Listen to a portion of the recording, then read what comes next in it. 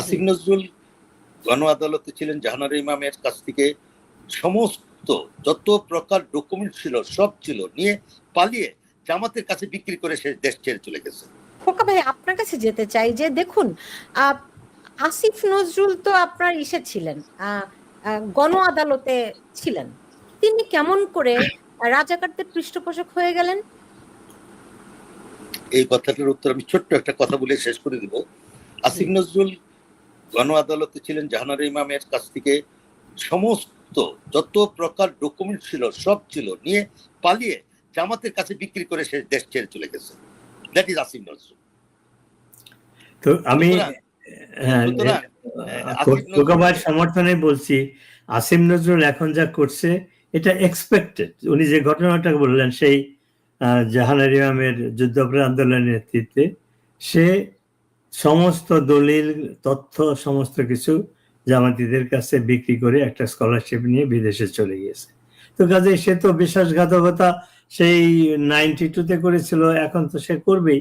এবং আমরা যে ষড়যন্ত্রের যে কাহিনী জানি, সিআইএ এর কাছ থেকে আমেরিকার কি বলে ইউএস এইডের কাছ থেকে যে মিলিয়নস অফ ডলার বাংলাদেশে গিয়েছে।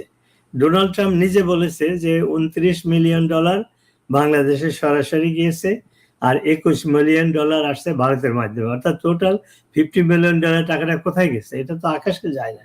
এটাই আসিফ নজরুলের মতো লোকজনকে তারা এই টাকাগুলো নিয়েছে। এবং ডোনাল্ড ট্রাম্প বলেছে যে একটা সংগঠন যার এমপ্লয়ি 2 জন তাকে মিলিয়নস অফ ডলার দেওয়া হয়েছে। তো কাজেই আসিফ নজরুল এটা করবে, এটা আশ্চর্যের মানে আশ্চর্য হওয়ার কোনো কারণ নেই। না, বুঝতে পারছি, কিন্তু আসিফ নজরুল যে এরকম গণ আদালতের সব ডকুমেন্টস নিয়ে চুরি করে তিনি জামাতিদের স্কলারশিপ নিয়ে বিদেশে গেছেন, এটি তো আপনারা জানতেন। তো উনি যখন উপদেষ্টা হলেন তখন আপনারা কি মেনে নিলেন তার উপদেশ? না না না না সুলতানা, এটা তো অবান্তর প্রশ্ন। কারণ এই সরকার প্রতিষ্ঠা হয়েছিল সেটা ষড়যন্ত্র করে, আমাদের অ্যাপ্রুভালের তো দরকার ছিল না, সুযোগও ছিল না। তারপরে আমি শেষ করি। আমি আপনার কাছে আসতেছি, কিন্তু আমি এই প্রশ্নের উত্তরটা সৈয়দ এম হায়দার খোকার কাছ থেকে, মহিউদ্দিন খোকা ভাইয়ের কাছ থেকে জানতে চাই। এই কারণে, কারণ উনি তখন গণ আদালতে আপনি একজন চরিত্র ছিলেন, তাই তো? তো তারপরে কেন, মানে এই বিষয়গুলি যখন আসলো তখন আপনারা কেন সক্রিয় হলেন না? আমি তো সেটারই জবাব দিচ্ছিলাম। এই উপদেষ্টা পরিষদ গঠন করেছে ইউনূস, সে একজন মিথ্যাচার, সে একদম পাপেট, জামাত শিবিরের পাপেট, আমেরিকার পাপেট, সে যাকে খুশি তাকে দিয়েছে। ওইখানে তো আমাদের অপোজ করার কোনো স্কোপই ছিল না, আর দরকারও ছিল না, কারণ আমাদের সংগ্রাম হলো ইউনূসের বিরুদ্ধে। সে কাকে কি অ্যাডভাইজার বানালো সেটা ইররিলেভেন্ট। জি, বুঝতে পেরেছি। মহিউদ্দিন হায়দার খোকা, এই প্রশ্নের উত্তর আপনার কাছ থেকে চাই। জি না না, আপনি আমার কাছে, আমি আগে বলেছি আসিফ নজরুল সম্পর্কে, এবং আসিফ নজরুল যখন আন্দোলনটা চলছিল আমার কাছে তার অন রেকর্ড, আমার কাছে তার কথা আমার কাছে রেকর্ড আছে। আমি তাকে কল দিয়েছিলাম, সে কল ধরেনি, তখন 5ই আগস্টের আগে। তখন সে আমাকে কল ব্যাক করছে, বললো যে, আমি তখন আমাকে পরিচয় দিলাম, বললো যে খোকা ভাই আমাকে খুব, নাসিরুদ্দিন ইউসুফ বাচ্চুর কথা বললো, ওই বাচ্চু ভাই আমাকে খুব আদর করে। আমি বললাম, আমি তাকে কয়েকটা কথা বলছিলাম যে অনলাইন রেকর্ডে রাখছি, যে আপনারা আমাদের সমর্থন পাচ্ছেন, কিন্তু এমন কিছু করবেন না যেখানে আমার দেশের স্বাধীনতা ক্ষতি হয়, আমার দেশের মুক্তিযুদ্ধের অপমাননা হয়, আমার 71 যেন ভুলণ্ডিত না হয়। এরপরে বললো যে আমি আপনার সঙ্গে কথা বলবো। এরপর আজ পর্যন্ত কথা বলে নাই। তারপর আমি তাকে একটা টেক্সট মেসেজ দিয়েছিলাম যে আমি মনে হয় রং পার্সনকে আমি কথা বলেছি, আর আপনার সঙ্গে আমার কথা বলার প্রয়োজন না। ওইটা এখন আমি রেখে দিয়েছি, যদি সময় হয় কোনোদিন আমি তাকে দেখাবো। এখন আমি আসি, যে কথাটা আছে গর্জে ওঠার অপেক্ষায় একাত্তর। আমি সুলতানা একটা কথা বলতে চাই, বঙ্গবন্ধু মারা গেছে, আমি এত কান্দি নাই, কিন্তু যখন বঙ্গবন্ধুর মাথার উপর প্রস্রাব করা হচ্ছিল তখন আমি নিজকে ঠিক রাখতে পারি নাই। তখন আমি চিন্তা করছি কি, এই জাতির জন্য কি স্বাধীনতা এনেছিলাম? আজকে সুলতান একটা কথা বলি, আমি জানি না আমি মরবো কি বাঁচবো, আমি এখন যে পথে নামছি তারা আমাকে যে কোনো মুহূর্তে মারবে, কোনো আপত্তি নাই। আমি তো এমনি তো এক্সটেনশন লাইফ 75 পার করে ফেলছি। কিন্তু একটা জিনিস, এদেশে মীর জাফরের জন্ম নিচ্ছে, এদেশে ইয়া খানের জন্ম নিচ্ছে, টিক্কা খানের জন্ম নিচ্ছে, খন্দকার মুস্তাকের জন্ম নিচ্ছে, পাশাপাশি কিন্তু এই দেশে সিরাজদৌল্লার জন্ম নিচ্ছে, মীর মদনের জন্ম নিচ্ছে, নেতাজি সুভাষ বসুর জন্ম নিচ্ছে, সূর্য সেন মাস্টারদার জন্ম নিয়েছে, প্রীতিলতাদির জন্ম নিয়েছে, সরোয়ারদির জন্ম নিয়েছে, ভাসানীর জন্ম নিয়েছে, বঙ্গবন্ধু শেখ মুজিবের জন্ম নিয়েছে, এদেশে তোফায়েল আহমেদেরও জন্ম নিয়েছে, যে তোফায়েল আহমেদের ছাত্র সংগ্রাম পরিষদের নেতৃত্ব দিয়েছিলেন 1971 সালের 3রা মার্চ বঙ্গবন্ধুকে জাতির পিতা হিসাবে সর্বসম্মতিভাবে ঘোষণা দিয়েছিলেন। আমাদের কাছে কোনো কিন্তু আপোষ নেই। নবী ভাই দলীয় ভাবে অনেক কথা বলছেন, আমি সেই জায়গায় যাব না। আমার প্রশ্ন একটা, আমার 71, আমার 71-এর চেতনা, আমার জয় বাংলা, আমার জয় বঙ্গবন্ধু, আমার পতাকা, আমার জাতীয় সঙ্গীত কেউ ভুলতে করবো না। যতক্ষণ আমি বেঁচে থাকবো এই সংগ্রাম চালিয়ে যাব। প্রয়োজনে যদি আরো কিছু করতে হয় আমরা নামবো, তার দ্বিধা নয়, আমরা প্রস্তুত আছি।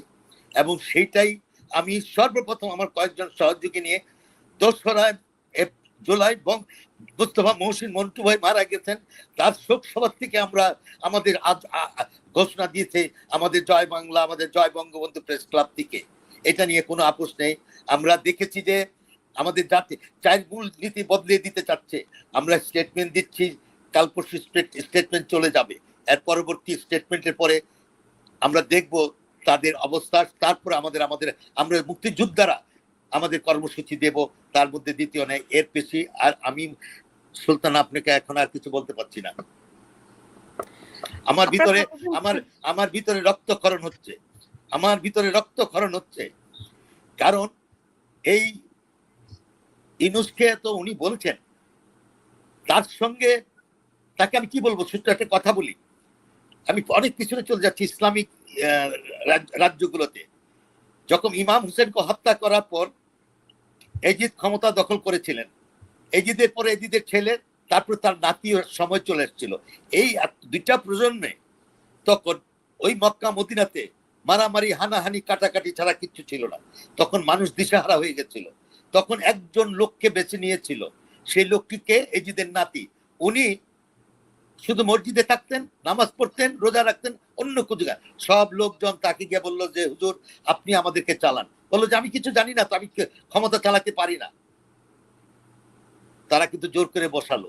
1 বছরের মাথার ওই লোক যে কিনা 5 ওয়াক্ত নামাজ পড়তো, কোরআন পড়তো, বলতো যে আমি কিছু জানি না, 1000 সৈন্য নিয়ে কাবাঘর ভেঙে ফেলেছিল।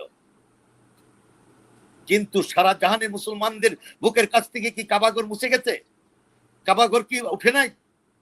আমি ইউনূসকে বলবো, সেই দুষ্কৃতিকারী, সেই শয়তান 32 নম্বর ভেঙে কে বাঙালির জাতির বুকের কাছ থেকে কাবাঘর, এই 32 নম্বর ভেঙে ফেলে দিতে পারবে? পারবে না কখনো। এই 32 নম্বর আবার গড়ে উঠবে। এই 32 নম্বরই হবে তার কাল। এই 32 নম্বর দিয়ে আমাদের শুরু। এটুকুই বলতে পারি, আর কিছু না। তার সম্পর্কে আমার আর কিছু বলার নাই। আমি তো মুক্তিযুদ্ধ দেখিনি। আমি যদিও একজন মুক্তিযোদ্ধার সন্তান, আমি দেখিনি মুক্তিযুদ্ধ। কিন্তু আপনাদের কথা শুনলে কিংবা মুক্তিযুদ্ধ নিয়ে আমার অন্তরে যেই গভীর বোধ, যেই ভালোবাসা, ওদের কথা শুনলে আমার চোখে পানি আসে। আমি জানি না যে এরা কেমন করে এরকম দেশটাকে এইভাবে করে ভুলণ্ঠিত করে। আমি সত্যি আমার বোধে আসে না। ডক্টর নুরুন নবী, তাহলে এই রকম একটা অবস্থায় আপনারা কি কি করতে পারেন? আমাদেরকে দেখুন, আমরা বুঝি আপনাদের বয়স হয়েছে, কিন্তু অভিজ্ঞতার তো কোনো বিকল্প নেই। অভিজ্ঞতা অনেক গুরুত্বপূর্ণ বিষয়। সেই জায়গা থেকে আপনাদের দিক নির্দেশনা কি? আমাদের বাস্তবতার নিরিখে আগাতে হবে। সেটা হলো কি, যে দেশটাকে দখল করে ফেলেছে পাকিস্তানি পন্থীরা, এবং কার সহযোগিতায় আমি আগে উল্লেখ করেছি। এটা পৃথিবীর সবচেয়ে বৃহৎ শক্তি আমেরিকা, তাদের সহযোগিতায়।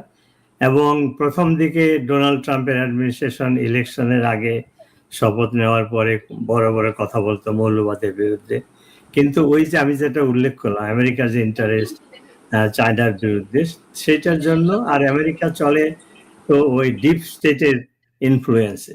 তো তারা ভেবেছিল যে শেখ হাসিনাকে দিয়ে যেটা করতে পারে না, তারা ইউনুসকে দিয়ে সেটা করতে পারবে, এবং সেই দিকেই তারা আগাচ্ছে। এবং অলরেডি যে সমস্ত চুক্তি করেছে, দেশে তো গণতন্ত্র নয়, মানুষ জানে না কি চুক্তি করেছে।